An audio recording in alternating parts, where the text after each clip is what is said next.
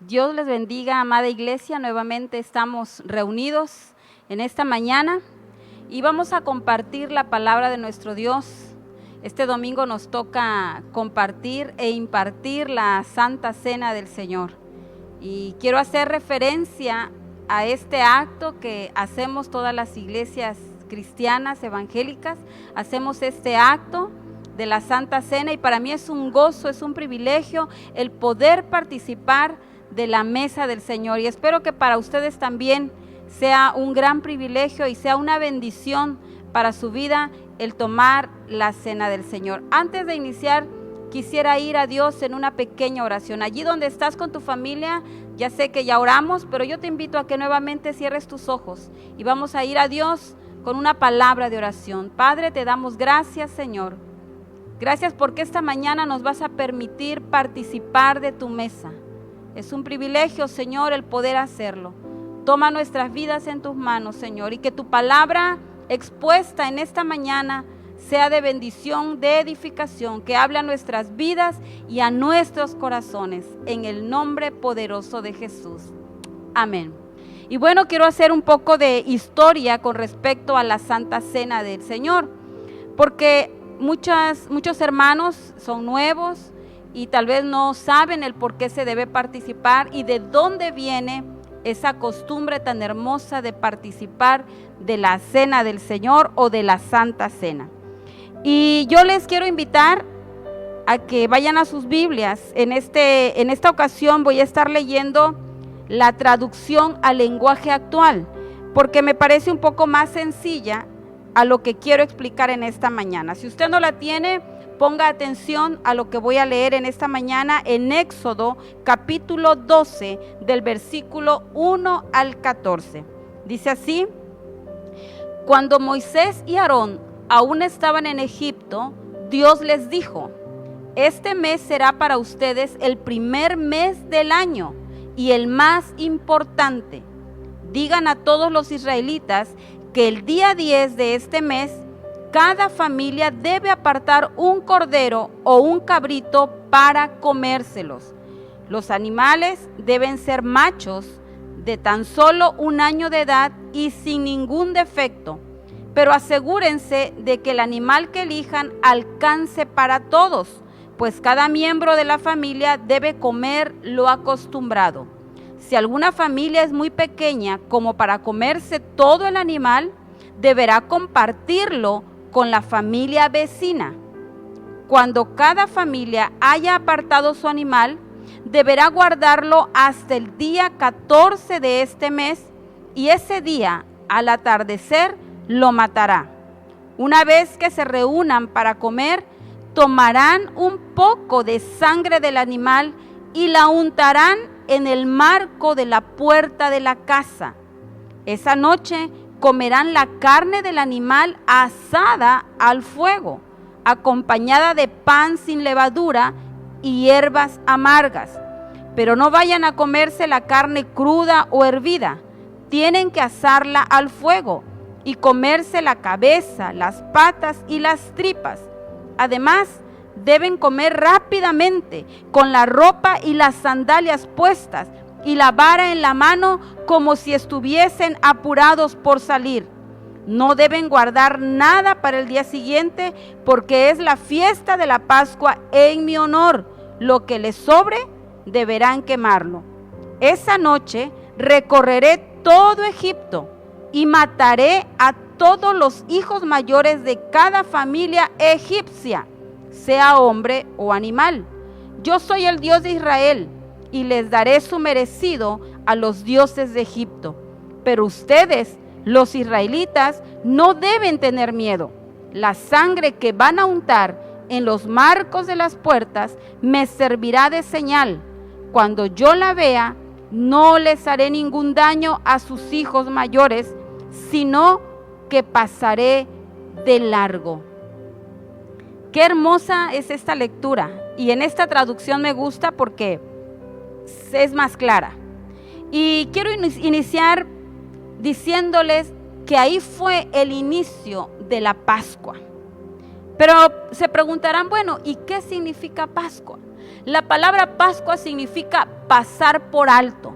La palabra Pascua significa pasar de largo, perdonar. Eso es lo que significa la palabra Pascua. La noche de la Pascua, aquella noche cuando Dios les dijo, que mataran a aquel cordero, Dios estaba a punto de sacar a su pueblo de la esclavitud de Egipto. El faraón por muchos años los tuvo como esclavos. Y esa noche era la noche previa a la libertad del pueblo de Dios. La noche de la Pascua fue la noche en que los primogénitos, los hijos primeros de los egipcios, iban a morir. De toda la nación iban a morir, pero no solo los humanos, sino también dice la Biblia que todos los animales primogénitos iban a morir aquella noche. Pero sin embargo, la Biblia relata lo que acabamos de leer, que el pueblo de Israel recibió una orden que tenían que poner la sangre de aquel cordero que habían matado, lo tenían que poner en la puerta, en las orillas de su puerta, para cuando el ángel de la muerte pasara y entrara al país, a Egipto, iba a respetar la vida de aquel pueblo obediente que puso la sangre del cordero en las puertas de su casa. Qué interesante esta lección. Tal vez el pueblo de Israel en ese momento no tenía ni siquiera la idea del significado que traía el poner la sangre en las puertas de su casa, la sangre del cordero. Después de este día que nos relata Éxodo, la Pascua se convirtió en un rito muy elaborado, que empezaba desde el día 10. Recuerden que dijo el día 10 de este mes, van a tomar al cordero, lo van a apartar, un cordero sin mancha, limpio, sin defecto, el más gordo. Y hasta el día 14 de ese mismo mes le van a dar muerte. Y la Biblia relata también que dijo que lo iban a comer asado, se lo iban a comer todo, no iban a dejar ni las tripas. Yo me supongo que han de haber lavado las tripas para podérselas comer, pero se lo tenían que comer completo. No tenían que dejar nada para el día siguiente.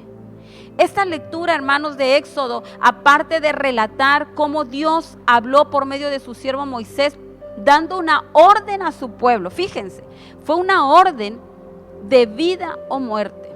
Una orden que el pueblo tenía que acatar. ¿Cuántos tal vez dijeron, bueno, nunca hemos puesto sangre en nuestra puerta? ¿Qué significa esto? La Biblia no relata si alguno de ellos no obedeció a este mandato. Quiero pensar que todo el pueblo de Israel estaba esperando el día de su libertad, el día que Dios iba a romper las cadenas de esclavitud por tantos años en Egipto. Y bueno, la Biblia relata que este acto fue allí la primera vez que ellos hicieron la fiesta de la Pascua. Ellos comieron la Pascua. Y como les repito, la Pascua significa pasar por alto. La muerte pasó y no tocó a ninguno del pueblo de Dios. Y por muchos años, este ritual se vino haciendo cada año, porque esto lo tenían que hacer siempre para recordar el día que Dios los sacó de la esclavitud y los llevó a la tierra prometida, los llevó a la libertad. Más adelante, siglos después, la Biblia habla en Crónicas, en Segunda de Crónicas 35, no lo vamos a leer, léalo usted allí en casa, lea todo el capítulo 35, habla de un joven de nombre Josías. Este joven reformó las leyes, reformó las formas de cómo adorar a Dios, pero no es porque haya hecho su voluntad, sino que Josías era hijo de Manasés, hijo de Amón. Mire, el abuelo de Josías fue Ezequías. Él hizo lo bueno delante de Dios y siguió haciendo la fiesta de la Pascua. Pero dice la Biblia que Manasés, hijo de Ezequías, hizo lo malo delante de los ojos de Dios. Y muere Manasés y pone en su lugar a reinar a su hijo Amón, que también dice la Biblia que hizo lo malo delante de los ojos de Dios. Y después de Amón subió al reino Josías, siendo tan solo de 8 años de edad. Y si usted lee 2 de Crónicas 35, se dará cuenta que después de 8 años de empezar a reinar, quiere decir que a los 16 años, Josías empieza a buscar de la presencia de Dios. Su tatarabuelo Ezequías buscó de la presencia, su abuelo Manasés no, y su padre Amón tampoco. Él fue el que siguió buscando de la presencia de Dios, pero para esto ya habían pasado 73 años aproximadamente que el pueblo de Dios no celebraba la Pascua. No tenían esa comunión, no recordaban lo que Dios hizo por ellos al sacarlos de Egipto. Se habían olvidado de lo que Dios había hecho con ellos. Pero Josías reformó la forma de adoración a Dios. Y antes cada quien mataba su corderito en su casa, y como el relato que leímos, cada quien lo comía con su familia, y si el corderito era muy grande y la familia muy pequeña, la tenían que compartir con otras familias. ¡Qué hermoso! Pero cuando Josías celebró la Pascua, dice la Biblia que del ganado de él, del ganado de la casa del rey, de lo que le pertenecía a él, de eso donó todos los animales para que todas las familias pudieran tener la fiesta de la Pascua. Y no lo celebró cada uno en su casa. Aquí fue diferente. Aquí los sacerdotes en el templo de Jerusalén que había dejado Salomón, ahí hizo matar a todos los animales para que todo el pueblo de Israel celebrara la fiesta de la Pascua. Y esta fiesta, hermanos, se celebraba, dice la Biblia, que entre el mes de Nisán y de Abib. Esto quiere decir que entre el mes de marzo y abril de nuestro calendario se celebraba o se celebra la fiesta de la Pascua de los judíos. Pero vámonos más adelante en los tiempos de Jesús. En los tiempos de Jesús, como todo judío, se seguía celebrando la fiesta de la Pascua. Pero aquí hay una diferencia en cuanto salieron de Egipto, a cómo lo celebró Josías, a cómo lo hizo Jesús, esta fiesta de la Pascua. Jesús, dice la palabra de Dios, vamos al libro de San Juan, capítulo 13, versículo 1, dice que Jesús celebró una cena especial un día antes de la Pascua. Dice la palabra de Dios: antes de la fiesta de la Pascua, sabiendo Jesús que su hora había llegado para que pasase de este mundo al Padre, como había amado a los suyos que estaban en el mundo, los amó hasta el fin. Y si usted sigue leyendo, relata que dice que un día antes de la fiesta de la Pascua, Jesús celebró una cena con sus discípulos. Jesús aquella noche, hermanos, que nosotros le llamamos la Santa Cena o la Última Cena, fue un día o una noche antes de que se le celebrara la fiesta de la Pascua. Jesús esa noche no participó del Cordero. Acuérdense que la fiesta de la Pascua era comer pan sin levadura preparado con hierbas amargas. Esto significaba el dolor que habían padecido cuando eran esclavos en Egipto. Y después tenían que comer el cordero que ellos habían matado, se lo tenían que terminar. Esa era la fiesta de la Pascua. Esa noche Jesús no participó del cordero, porque él mismo con esta cena estaba anunciando que él era el Cordero de Dios que iba a ser sacrificado al día siguiente. Al día siguiente de esta cena se iba a celebrar la cena de la Pascua para los judíos. La cena de Jesús, la cena que Jesús tomó con sus discípulos una noche antes de su crucifixión, es la que ahora nosotros le llamamos la Última Cena. Y de esa forma Jesús, en esa cena Jesús dejó instituida lo que conocemos como la Cena del Señor o la Santa Cena. Pero hay algo bien importante aquí. Jesús no hizo énfasis en el cordero. No dijo van a matar un cordero. Él le dijo a sus discípulos que prepararan el lugar donde iban a tomar la cena. Él hizo solo énfasis en el pan y en el vino. Son los símbolos que nosotros ahora usamos, porque recordemos que el pan significa la carne de Cristo y el jugo de uva significa la sangre que derramó por nosotros en la cruz del Calvario. Ahora, amados hermanos, en nuestros días, el cordero, aquel cordero que se acostumbraba a matar para que los pecados fueran perdonados, aquellos corderos que eran sacrificados para que el pueblo de Dios tuviera perdón por sus pecados, ahora nuestro cordero es Cristo. El cordero pascual es Jesús. Y mucha gente dice, qué fácil era antes, que si cometías un pecado ibas cada año y matabas un cordero por tus pecados. Ahora yo pregunto, ¿es tan difícil aceptar a Jesús como el Cordero de Dios que quita el pecado del mundo? Yo creo que eso no es difícil. Que tú reconozcas que aquel cordero que antes se usaba, ahora es Jesús. Y Jesús vino una sola vez y para siempre.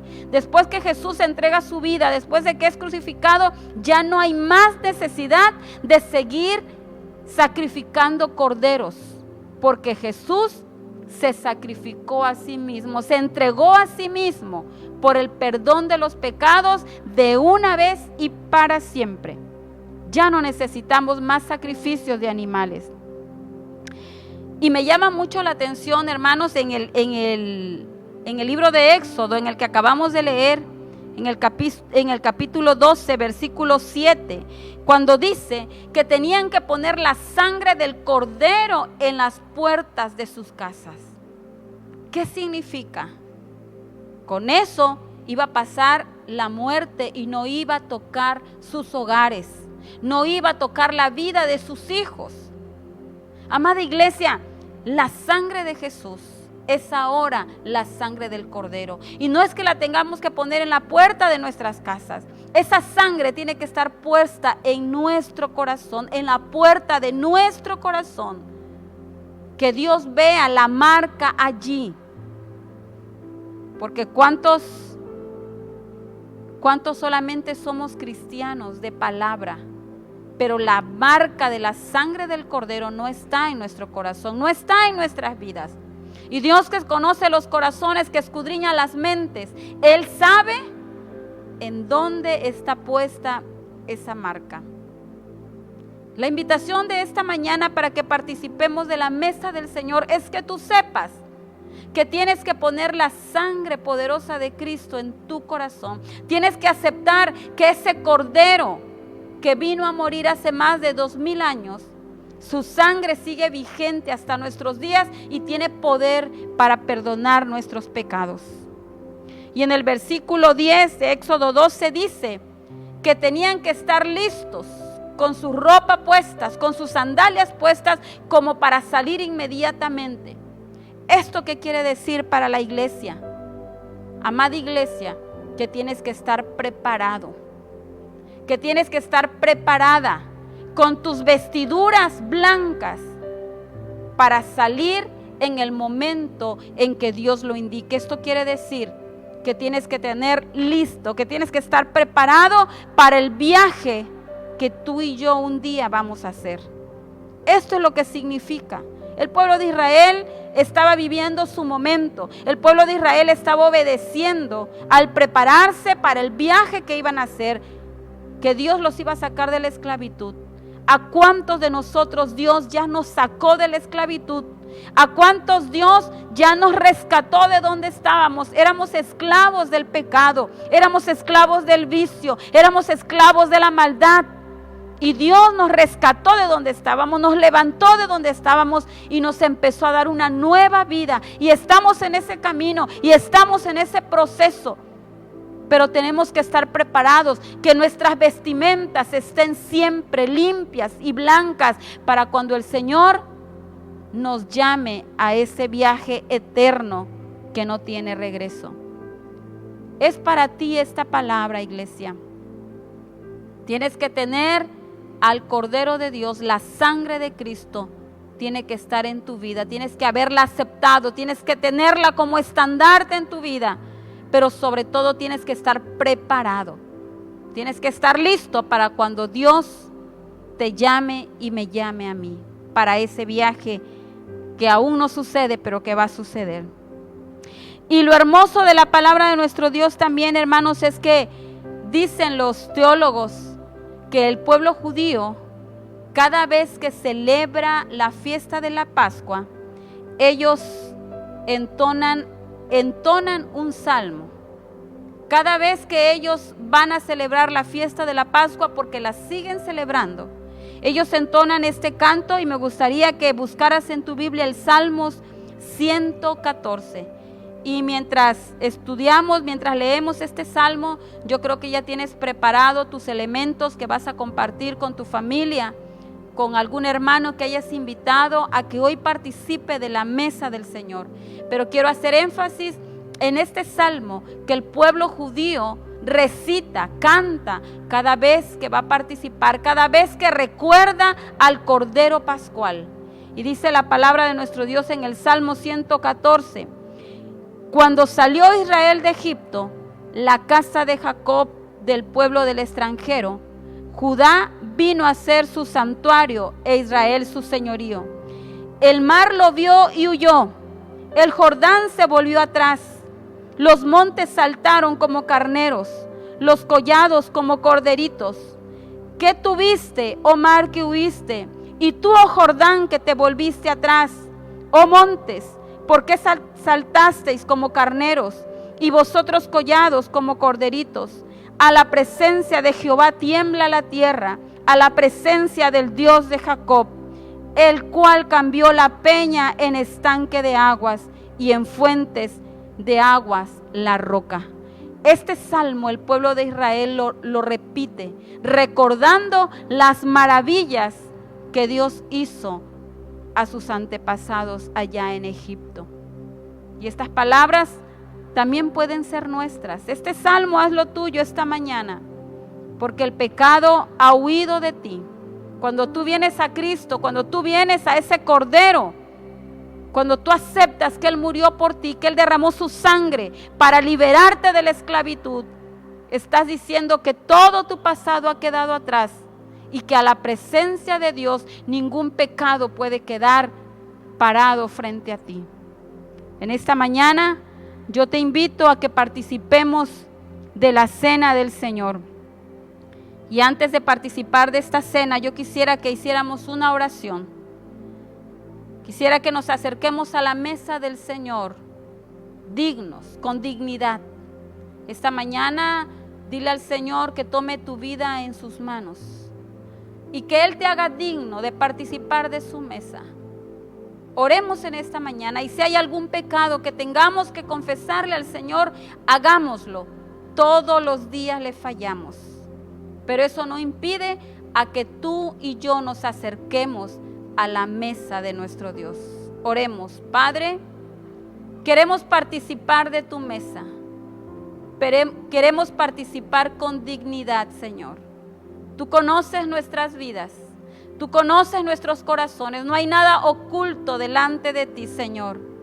En esta mañana yo te ruego, Padre, que cada uno de los que van a participar hoy se pongan a cuentas contigo, Señor. Toma esa oración que se está haciendo allí de arrepentimiento, de confesión, o tal vez es una oración de gratitud por el privilegio que nos das, por la vida que nos das, Señor, y de poder participar en esta mañana de tu mesa. Que sea una participación que traiga bendición a los hogares, a las vidas. Gracias en el nombre de Jesús. Amén. Dice la palabra de nuestro Dios en Lucas, capítulo 22, versículo 19. Dice así la palabra de nuestro Dios. Y tomó el pan y dio gracias y lo partió y les dio diciendo: este es mi cuerpo que por ustedes es dado. Haced esto en memoria de mí. Participemos y seamos agradecidos.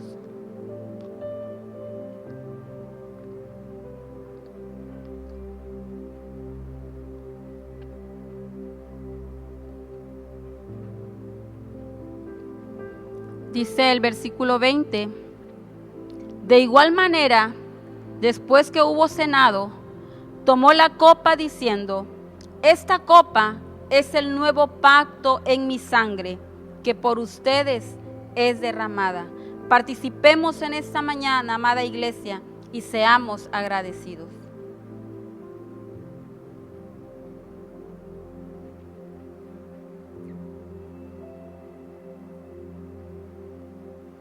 Oremos en esta mañana. Amado Dios, te damos gracias, Padre, porque nuevamente hemos tenido esa oportunidad, Señor, de participar de tu mesa. Gracias, Padre, porque hoy podemos recordar de dónde nos has sacado. Gracias, Señor, porque tú fuiste el Cordero Pascual. Esto quiere decir, Señor, que por tu sangre has pasado por alto ya nuestros pecados, han sido perdonados por tu sangre derramada en la cruz. Señor, porque allí fue donde tu carne, Señor, la trituraron.